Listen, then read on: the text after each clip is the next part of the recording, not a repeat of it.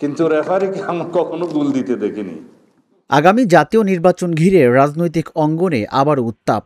সরকার ঘোষিত ঐক্যমত কমিশন, যেটিকে বলা হয়েছিল সহমতের মঞ্চ, সেটি এখন পরিণত হচ্ছে বিতর্কের কেন্দ্রবিন্দুতে। রাজধানী থেকে শুরু করে জেলা শহর, চায়ের টেবিল থেকে সামাজিক মাধ্যমে সব জায়গায় এখন একটাই প্রশ্ন: এই কমিশন কি আসলেই ঐক্য গড়ছে নাকি নতুন অনৈক্য তৈরি করছে?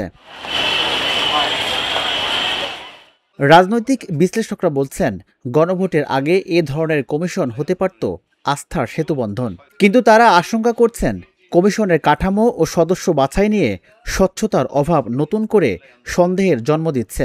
গণভোট না হইলে বা নির্বাচনের দিন যদি হয়, এমন কথা আছে, নির্বাচনের দিন গণভোট করলে what is the use of that গণভোট? Number one. নাম্বার টু, আপনি নির্বাচন করতেছেন কোন আইনে? আমি তো একটু আগেই বললাম যে এক্সিস্টিং সংবিধানে তো আপনার নির্বাচনের সময় পার হয়ে গেছে বহু আগে।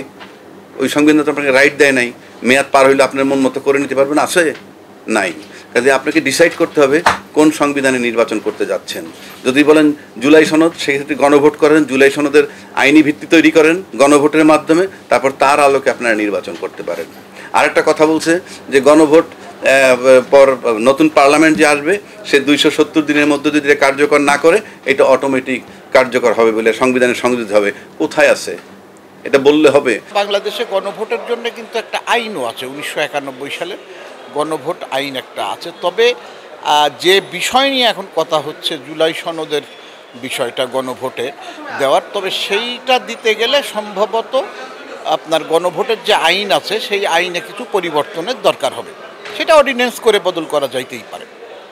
কিন্তু মোদ্দা কথা হলো যে পলিটিক্যাল কনসেনসাস যদি থাকে, রাষ্ট্র যদি মনে করেন কোনো পার্টিকুলার ইস্যুতে জনমত নেওয়ার দরকার আছে, তাহলে গণভোট হতে পারে।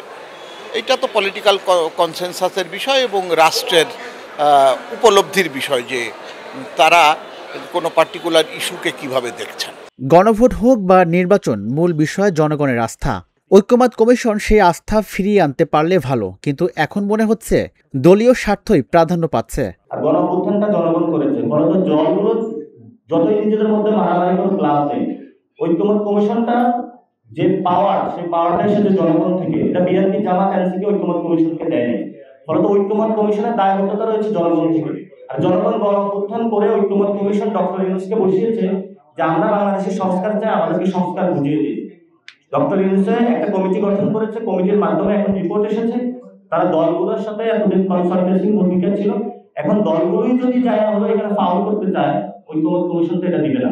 আসলে আমরা চাচ্ছি এই দেশের জনগণকে নিয়ে, জনগণের ম্যান্ডেটকে নিয়ে এবং জনগণের যে চিন্তা ভাবনা, এটাকে আইনগত এবং বাস্তবে আমরা রূপ দিয়ে এরপরে বাস্তবসম্মতভাবে যাতে করে ভবিষ্যতে কোনো সমস্যার সৃষ্টি না হয়, এই জন্য আমরা গণভোটটা চাচ্ছি, যাতে যে দলীয় সরকার আসলেও কোনো রকমের যেন যারা এই যে জুলাই আন্দোলন করলো, শাহাদাত বরণ করলো, তাদের অধিকার আদায়ে এবং যারা জুলাই আন্দোলন করছে তাদেরও যেন কোনো ক্ষতি না হয়, বরং তাদেরকে আমরা যেন কি করতে পারি, তাদেরকে আমরা কর্মসংস্থান থেকে শুরু করে তাদেরকে আমরা যেই কোনো রাষ্ট্রীয় যে কোনো বিষয় আমরা যেন সাথে রাখতে পারি এবং ভবিষ্যৎটা আর বাংলাদেশটাকে আমরা একটা শান্তির জন্য চাচ্ছি, যাতে করে কেউ ব্যবহার করতে না পারে। এই জন্য আমরা গণভোটটা চাচ্ছি। সাধারণ মানুষের মনেও প্রশ্ন, যেখানে প্রতিদিন বাড়ছে দ্রব্যমূল্য, কর্মসংস্থানের সংকট, সেখানে গণভোট ও কমিশনের এই বিতর্ক তাদের বাস্তব জীবনের সমস্যা থেকে কতটা দূরে?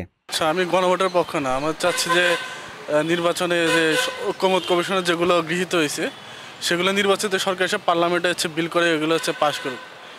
আমার মনে হচ্ছে মানে একটা নির্বাচনে, জাতীয় নির্বাচন আগে অন্য কোনো নির্বাচন, গণভোট এগুলো হচ্ছে দেশে একটা নৈরাজ্যকর পরিস্থিতির সৃষ্টি করার মতো অবস্থা সৃষ্টি করে। তো গণভোটের দরকার আছে আসলে, মানুষের প্রত্যেকটা দলের প্রতি কী ভাবমূর্তি বা এগুলো জানার জন্য গণভোটের দরকার আছে অবশ্যই, এবং নির্বাচনেরও দরকার আছে, জাতীয় নির্বাচনের, যেটা বিএনপি চাচ্ছে বা অন্যান্য রাজনৈতিক দল আসলে অনেকে দেখা যাচ্ছে এখন চাচ্ছে না। কিন্তু নির্বাচনের দরকার আছে, কারণ আমরা দেখতে পাচ্ছি যে আমাদের যেই ইন্টারিম যে সরকারের আমাদের যেই মানে আশা ছিল আসলে সেগুলো তো পূরণ হতে পারে নাই, পূরণ করতে পারে নাই তারা। তো হয়তোবা জাতীয় নির্বাচন হলে সেগুলো হয়তোবা আমি জানি না কতটুকু পূরণ হবে, কিন্তু আমাদের মানে আমরা তো আশা সবসময় রাখবো। গণভোট বলতে নির্বাচনটা হওয়াটা খুব একটা জরুরি বাংলাদেশে, কারণ বর্তমানে বাংলাদেশের যে প্রেক্ষাপট, এই প্রেক্ষাপটে এই যে আমাদের এক বর্তমান গভর্নমেন্ট এটা খুব ভালো একটা ভূমিকা পালন করতে পারছে না। বাংলাদেশ যেহেতু হচ্ছে এটা গণতান্ত্রিক রাষ্ট্র, সো গণভোটটা এইখানে বেশি প্রিফারেবল। কারণ হচ্ছে গণভোটের মাধ্যমে আমরা হচ্ছে যে এটা মানে সুষ্ঠুভাবে আমরা আমাদের যে ডিজায়ার যে মানে প্রতিনিধি তাকে আমরা সিলেক্ট করতে পারি। গণভোটের আগে ঐক্যমত্য কমিশন শুরু হয়েছিল ঐক্যর স্বপ্ন নিয়ে, কিন্তু সেই স্বপ্নের ভেতরেই জেগেছে নতুন বিভাজন। এখন দেখার বিষয় এই বিতর্কের শেষ কোথায় গিয়ে দাঁড়ায়। রাজিবুল ইসলাম, ঢাকা জার্নাল, ঢাকা।